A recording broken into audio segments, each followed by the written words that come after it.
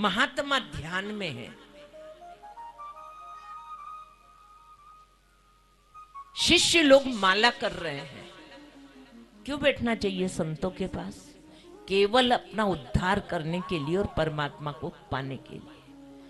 और कोई दूसरी उम्मीद हो तुम्हारी तो भले ही मत बैठो उनके पास।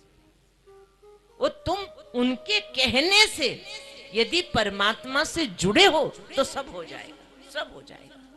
बस एक ही दवा है उनके पास जो उनने खुद खाई है। ऐसे ही नहीं बोल रहा है, हाँ ऐसे ही नहीं बोल रहे। यानी एक काम आपसे बुरा हो गया, हो गया, क्या हुआ? तुमने किसी की हत्या कर दी, अब तुम्हारा सब बदल जाएगा। क्योंकि जेलों में मेरे प्रोग्राम होते तो मैं सब देखती हूं। सब बदल जाएगा, बिस्तर बदल गया, खाने का बदल गया, सोने की जगह बदल गई, सुख सुविधाएं बदल गई, संगति बदल गई। वहां दूसरे लोग हैं अब तुम्हारे साथ में, अब घर परिवार नहीं है वहां पे। अगर हमारा कर्म जरा भी बिगाड़ लिया मक्कारी में तो ध्यान देना, तुम्हें शास्त्र नहीं पढ़ना है मत पढ़ो, गीता रामायण नहीं पढ़नी मत पढ़ो, तुम्हारी गुरुओं पे श्रद्धा नहीं है जाने दो, तुम भगवान को मानते नहीं हो मत मानो, कुछ मत करो। लेकिन तुम सोचो तुम्हारा कर्म तुम्हें छोड़ देगा, बस कर्म तुम्हें माफ नहीं करेगा, वो नहीं छोड़ेगा। इसलिए कर्म मत बिगाड़ लेना, जरा भी मत बिगाड़ लेना।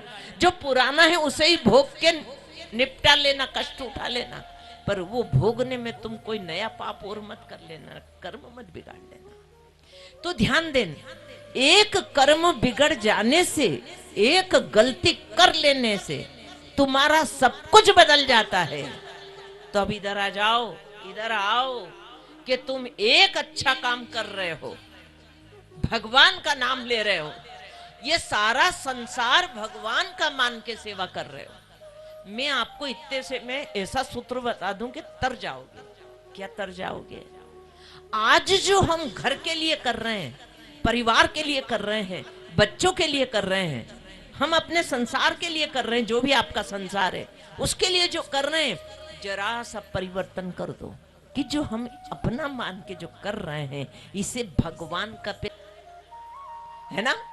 इधर चल रही थी तो इधर, जैसे आप सब सामने बैठे हो और मेरी तरफ मुंह, संसार का हमारा पूरा 1-2 बार में नहीं निकल जाएंगे। बहुत रगड़ खानी पड़ती सत्संग की, तब बात अनुभव के तल पे समझ में आती है। कान के तल पे समझ में आ गई, एक बुद्धि के तल पे समझ में आई, फिर बाद में अनुभव के तल पे समझ में आती है। तब तक आपको सुनते रहना है। तो माँ जी अपनी पोती को लेके जा रही थी, क्योंकि बचपन में माँ प्यारी लगती है, सब जानते हैं माँ प्यारी लगती है, बच्चा अपनी माँ को छोड़ता ही नहीं है, लगती है ऐसे बस वो ही अच्छी, बस वो ही अच्छी।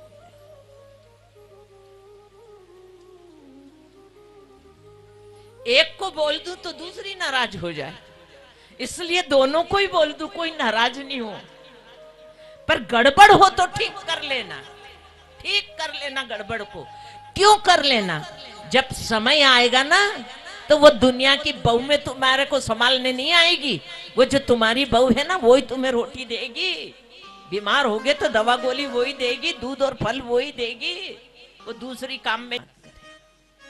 ठीक है, तो बचपन में माँ अच्छी लगती है, जवानी में पत्नी अच्छी लगती है, और बुढ़ापे में पोता पोती अच्छे लगते हैं। स्वाभाविक है। जवाब दो। मंत्री लाइन से बैठे, एक मंत्री ने कहा, महाराज आपकी दाढ़ी में हाथ डाल दे कोई? ये शिक्षा मंत्री अलग, तो स्वास्थ्य मंत्री अलग, तो वित्त मंत्री अलग, तो अब अलग विषय हो गया। तो तीसरे से पूछा क्या करना चाहिए, जवाब दो। अरे सारे लोगों के सामने उसमें आग लगा के जला देना चाहिए। जो ऐसी गुस्ताखी करे, आपकी दाढ़ी में हाथ डाल दे। अब मैं मन नो रत्न तक नहीं जाऊं, उदाहरण सैकड़ों है। कोई कहेगा कि जहर पिला के मार डालो, कोई कहेगा कि हाथी से कुचला दो उसको, तो मैं आगे तक नहीं जाऊं। अब आखिरी में बीरबल, बीरबल पंडित था, वो पंडित विद्वान रहते हैं। सम्राट ने बीरबल से पूछा, बीरबल तुम्हारी क्या राय है, क्या करना चाहिए? जो मेरी दाढ़ी में हाथ डाल दे। तो बीरबल ने कहा, महाराज मिठाई का पैकेट देना चाहिए। तो सारे के सारे दंग हो गए, अरे ये क्या बोल दिया महाराज ने, उसे क्या मिठाई का पैकेट देना चाहिए? तो बीरबल बोला, वो विद्वान व्यक्ति है, वो बोला, महाराज आपकी दाढ़ी में हाथ डाल कौन सकता है, केवल आपका पोता ही डाल सकता है। तो पोते को तो मिठाई का पैकेट देना चाहिए। तो बुढ़ापे में, फिर से सुनो, बचपन में मां अच्छी लगती है, जवानी में पत्नी अच्छी लगती है, बुढ़ापे में पोता पोती अच्छे लगते हैं, अब मरते दम अब भगवान अच्छा लगता है। अब भगवान याद आया, हे प्रभु ऐसा तो मैंने कुछ करा नहीं था,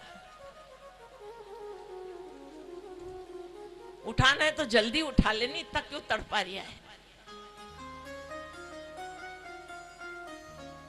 क्यों कष्ट दे रिया है?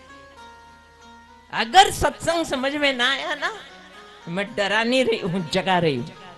कहते भगवान नाम लेने से भी डर लगे, एक बिच्छू हालत खराब कर दे, और भागवत में बताते सैकड़ों बिच्छू एक ही साथ डंक मार दे, इतना कष्ट होता है मरते समय। पर तुम्हें नहीं होगा, तुम्हें नहीं होगा, तुम मत घबरा जाना। अरे जो यहां बैठा है, जो संतों के साथ बैठा है, जिसने जीवन में सत्संग किया है, सुबह शाम भगवान का नाम लेता है, ज्यादा नहीं बताऊं, हाँ दिन भर लो, वैसे तो दिन भर लो, कमाई है जितना कमा सको कमाओ, है ना। अगर नहीं करोगे ना, क्यों लो राम का नाम? ये मन फालतू का भटकता फिरता है, फालतू का आपका शांति खराब कर देता है आपकी। बिना काम से दुकान लगा के बैठ जाएगा, बेमतलब के, कोई मतलब नहीं उन विचारों से, उन बातों से, लेकिन बस बैठ जाएगा और तुम्हारी शांति का नाश कर देगा। कैसे? जैसे भोजन बहुत अच्छा बना, आप खाने लगे और मुंह में बाल आ गया, सारा जो मजा था सब किरकिरा कर दिया, है ना।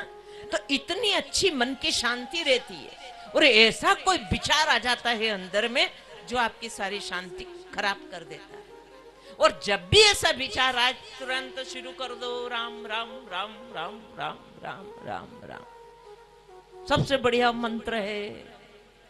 जब भी ऐसा कुछ भी हो, कोई भी घटना घटी, मरा मरा मत करो कि मर गया रे, अरे राम राम करो, बस बस।